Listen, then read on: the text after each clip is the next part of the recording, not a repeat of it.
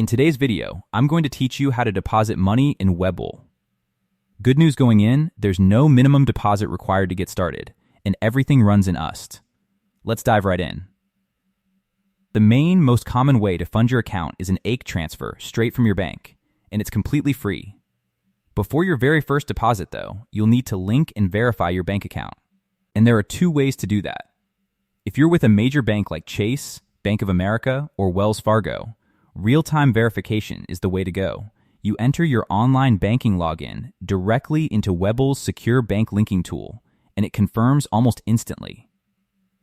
If your bank isn't supported that way, you'll use micro-deposit verification instead.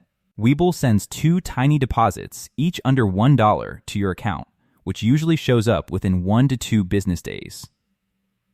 Once you see them, head back into the Webull app, tap Deposit, then tap I have received 2 micro deposits, and enter the exact 2 amounts in the correct order.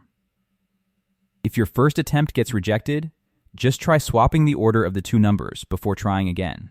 Once your bank is linked, placing an actual deposit is straightforward from there. One nice thing worth knowing, Webull typically gives you a portion of your deposit as usable buying power right away, even before the full amount has fully settled, so you're not always stuck waiting the entire processing window before you can start trading. Worth knowing on limits, AIK deposits are capped at $50,000 per day per account. If you'd rather use a wire transfer instead, Webull accepts both domestic and international wires. Domestic wires run an $8 fee and typically take up to 2 business days, while international wires cost $12.50 and can take up to 5 business days. Just know, wires need to come from an account in your own name, since third-party wires aren't accepted, and it's worth checking with your own bank too, since they'll often charge their own separate fee for sending an outgoing wire on their end. If what you're actually trying to do is move your existing holdings over from a completely different brokerage rather than funding fresh from your bank, that's a different process called an ACATS transfer, and I've actually covered that in detail in a separate video, so it's worth checking that out if that's more your situation. One last thing worth knowing so you're not caught off guard.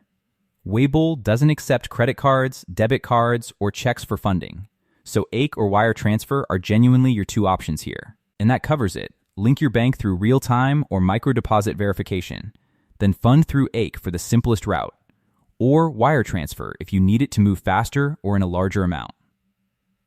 Thanks for watching, and happy investing.